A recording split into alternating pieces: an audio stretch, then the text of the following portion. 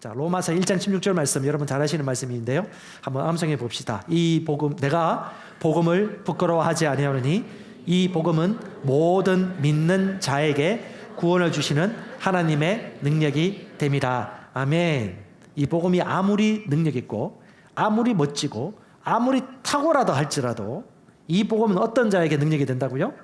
예, 믿는 이에게 능력이 되는 겁니다. 즉 믿느냐 마느냐, 믿을 수 있느냐 못 믿느냐, 얼마나 믿을 수 있도록 돕느냐, 그가 믿을 수 있도록, 내가 주는 게 아니에요. 그가 믿을 수 있도록 도와주는 것입니다. 자, 에베소서 말씀도 똑같습니다. 1장 19절에 사도 바울이 뭐라고 말합니까? 그의 힘의 위력으로 역사하심을 따라 믿는 우리에게 베푸신 능력이라고 그래요. 믿는 우리에게 그 능력이 준비되어 있지만 믿는 자를 통하여 이 베푸신 능력이 지극히 크심이 여러분들에게 있다는 것을 여러분 알게 될 것이고, 알기 때문에 그 능력을 믿고 있기 때문에 믿는 그 능력이 풀어놓아져서 역사하게 되는 것입니다. 그러면 그 능력을 사용하는 사람은 어떤 사람이다? 그 능력을 확신하고 믿는 사람이겠죠. 그래서 여러분 세 가지 질문하시면 좋을 것 같아요. 선교지든 여기든 다 똑같이 선교지입니다. 당신은 무엇을 믿을 수 있는가? 예수 그리스도를 믿는가? 아니면 예수 그리스도를 믿지 않는가? 예수 그리스도를 믿어야, PPT 같이 띄워주세요.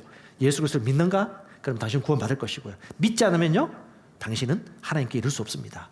예수께서 말씀하셨습니다. 내가 곧 길이요 진리요 생명이니 예수가 아니고서는 구원받을 자가 없다. 그럼 가장 먼저는 예수를 믿고 하나님의 자녀가 되어지는 것이죠. 두 번째, 그러면 예수를 믿어요. 예수 믿는다면 그 다음 어디까지 당신이 믿을 수 있느냐? 여러분, 하나님 나라는 하나님 킹덤이라고 합니다. 킹덤은요, 킹과 도메인의 합성어예요. 왕권이 다스리는 영역까지 얘기하는 겁니다. 왕국은요, 즉 하나님의 왕국은 어디? 하나님의 말씀이 능력이 미치는 영역까지가 하나님의 왕국이 되어지는 겁니다. 근데 하나님은 모든 피조세계가 하나님의 왕국으로 기능하기를 원하셔서 복음을 전하셨고 이 복음을 우리에게 전파하도록 기회를 주신 것입니다. 근데 어떤 사람은요, 오직 내세, 주님 만나서 나중에 재림하실 주님 만나가지고 천국에 가서 거기서 건강하고 모든 걸 다 누린다고 생각하는, 오직 그까지, 죽으면 예수 천당, 그것만 생각하는 분들이 있고, 그걸 확정을 뛰어넘어서 어디요? 더 능력을, 영역을 확장하는 거죠. 어디요?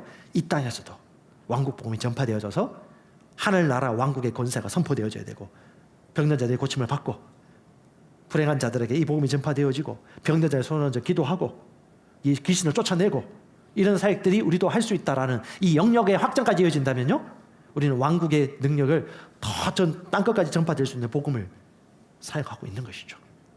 지도자가 중요합니다. 사도행전 2장 1절 4절 짧게 제가 적어놨는데요, 같이 읽어보겠습니다.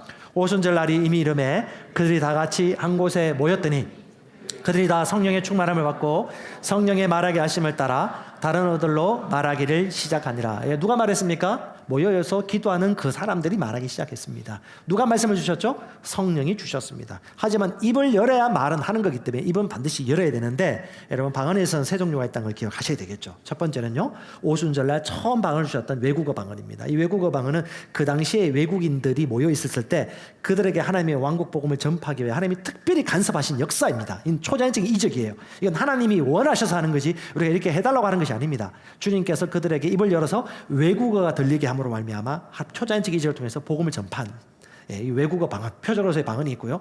두 번째는 회중, 집단으로 모여서 기도할 때 하나님께서 그 교회와 집단에게 주는 메시지가 있을 때, 방언하는 자가 있고 방언 통변하는 자가 있을 때 주께서 주시는 은혜의 메시지가 있습니다. 그때는 그걸 통변해가지고 그걸 다 알아듣고 유익을 얻는 것이죠.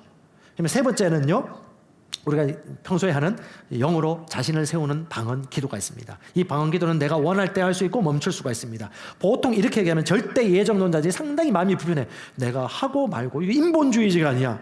인본주의를 잘못 배웠습니다. 하나님이 선택 의지를 주셨고 성령과 연합하고 양보하고 협력하기 위해 내가 선택하는 것이고, 그때 성령께서 역사하셔서 말씀을 주시고 우리가 영 안에서 기도하고, 이것이 믿음이 연합되어져서 하나님의 일들이 나타나기 시작하는 것이죠. 14장 2절 4절 똑같이 유익이 있지 않습니까? 방언을 말하면 어떤 유익이 있습니까? 다 성령의 충만을 받고 성령의, 그 다음이죠. 방언을 말하는 자는 하나님께 말하기 시작합니다. 하나님께 말하는 거예요. 말은 입으로 하는 거예요. 하나님 아시겠죠? 방언 말 안 해도 이러지 말고 방언을 말하는 거니까 하나님께 말하는 겁니다. 그런데 알 수 없는 말이기 때문에 영은 알아요.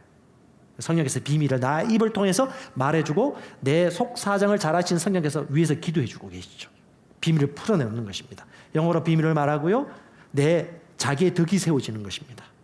그리고 방언으로 많이 말할수록 대언이라든가 하나님의 은사를 사용하는 도구들도 잘 풀어지는 겁니다. 이걸 거절하지 마시고 많이 했어요. 넘겨주세요. 네. 어떻게 하면 처음 성령 충만 받고 방언을 말하느냐? 믿음 있는 사람들이 옆에서 안수하고 기도하는 겁니다. 똑같이 이 말씀대로 안수받고 같이 기도하도록 같이 기도한 겁니다. 입술로 같이 기도하니까요. 영어로 비밀을 말하고요. 그 중에 어떤 사람 마음이 굳겠죠? 마음이 굳은 사람들은 거절하겠고요. 잘 받는 사람들은 너무 기뻐서 같이 찬양하고 기도하고 말씀을 잘 듣습니다. 똑같습니다. 셀 목회 비방하는 사람, 딴지 거는 사람이 있습니다. 바울은 어떻게 했죠? 똑같이 그 앞에서 당신이 무슨 이 말씀 잘하냐? 라고 소리 막 지르면요. 얼마나 얼굴이 울그락불그락 했을까? 그래도 어떻게 그러려니 하고 네 하고 어떻게 해요? 제자들을 따로 세웁니다. 목회예요, 목회. 선교지든 한국이든 어디 가든 똑같이 이런 일들이 난다 라고 생각하시고 그러려니 하세요. 내가 당신이 이럴 줄 몰랐어요. 이럴 줄 몰랐어요. 그 노래를 부르고요. 그럴 줄 알아야 돼요. 이미 역사는 반복됩니다. 목회 현장과 선교 현장과 똑같습니다. 이런 일들이 벌어지고요. 그들을 따로 만나서 도란노 서원에서 강론하고 2년 동안 말씀 전하니까 유대인, 헬라인 다 이 복음을 받아들이게 된 것이죠. 넘겨주세요. 그래서 여러분 누구보다도 여러분 영어로 비밀을 말하고 방언으로 더 많이 말할 수 있기를 원합니다. 왜? 나의 영이 활력을 주거든요. 영이 아주 감성이 풍부해지고요. 심령을 강화시키기 시작합니다. 영을 더 민감하게 만듭니다. 그리고 나서 말씀을 공부하면요. 말씀이 막 깨달아져요.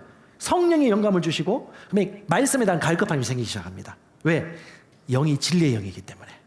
자, 히브리서 4장 12절 말씀 알죠? 말씀은 살았고 활력이 있어 자원할 수 있는 어떤 검보다 예리하여 영과 홍과 간장과 골수를 찔러 쪼개어 분리하여 그것을 알도록 하는 분이 누구예요? 성령이시죠. 그러니까 성령 충만한 자는요 말씀의 계시가 열린 쪽으로 갑니다. 근데 반대로 간다. 뭔가 좀 이상한 거예요. 자, 사도행전 18장에 우리 주보에 나와 있는데요.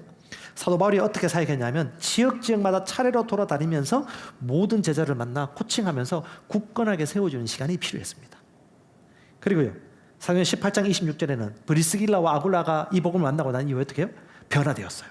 그래서 브리스길라와 아굴라가 유대인 성경교사 중에 탁월하고 깨어있는 아볼로라는 사람이 말씀을 들어보니까 이 사람이 복음이 필요한 거야. 그래서 이 성도 부부인 아굴라와 브리스길라가 그들에게 말씀을 가르칩니다. 보시면 이렇게 나와 있죠. 브리스길라와 아굴라가 듣고 그 아볼로를 데려다가 하나님의 도를 더 장황하게 풀어 이르더라.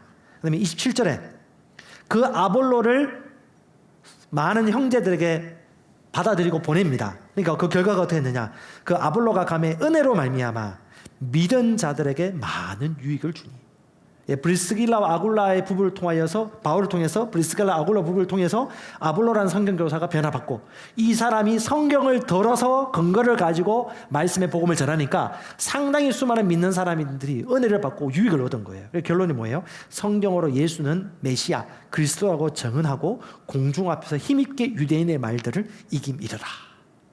순전하고 겸손한 이런 사역자들의 메시지와 사역을 통해서 어떻게 해요? 사역이 확장되고 영혼이 구원받고 세워지는 것입니다. 네 번째는요, 선교 사명의 회복입니다. 여러분, 주님께서 우리에게 마지막 맡기고 가신 사명이 무엇입니까? 유언이죠. 마태복음 28장 18절 20절 같이 한번 읽어보십시오. 주님이 마지막 우리에게 남겨주시면서 하신 말씀이시니까요. 예수께서 나와 말씀하여 이르시되 하늘과 땅의 모든 권세를 내게 주었으니 그러므로 너희는 가서 모든 민족을 제자로 삼아 아버지와 아들과 성령의 이름으로 침례를 베풀고 내가 너희에게 분부한 모든 것을 가르쳐 지키게 하라. 아멘. 주님은 모든 족속과 민족을 제자 삼으라고 했습니다. 그러니까 여러분 우리가 복음 전해야 될 종족이에요. 종족. 어떤 사람이 이걸 번역할 때 유대 이스라엘 민족 이외의 민족이라고 얘기하기도 하는데 모든 민족을 생각하시면 될 것 같아요. 유대 민족 반드시 변화받습니다. 그래서 제가 이제 결론을 좀 내린다면 우리가 직접 가든 보내든 중보를 하든 후원을 하든 간에 국내에서 해외 선교 사역을 충분히 할 수 있다. 그것을 제대로 단추를 끼워 맞추면 그 현지에 가서도 사역이 계속 우리 김민성 선교사님처럼 제자들이 이미 가서 종족 선교를 바울처럼 순회하면서 지도자만 코칭하고 세우면서 그들을 통하여 이 복음이 확장될 수 있다는 걸 보게 되었습니다. 전도, 훈련, 파송 여기서 하는 거죠. 두 번째, 복음의 계시가. 복음이 확신이 없으면 드러날 수 없죠. 그다음에 세 번째는 복음은 결국은 삶에서 드러난다. 예, 성품과 삶과 가정이 다 보거든요. 이게 흘러가는 불신자든 신자든 외국인이든 민족이든 다민족이든 간에 다 보인다니까요. 그러니까 여러분 복음은요 전인, 삶의 전인 속에서 구체화되어지는 것이 복음이다. 예, 복음이 회복되어야 됩니다. 성령 충만, 예, 성도의 제사장, 이 사역에 대한 확신, 예, 사랑의 계시, 그리고 선교적 사명.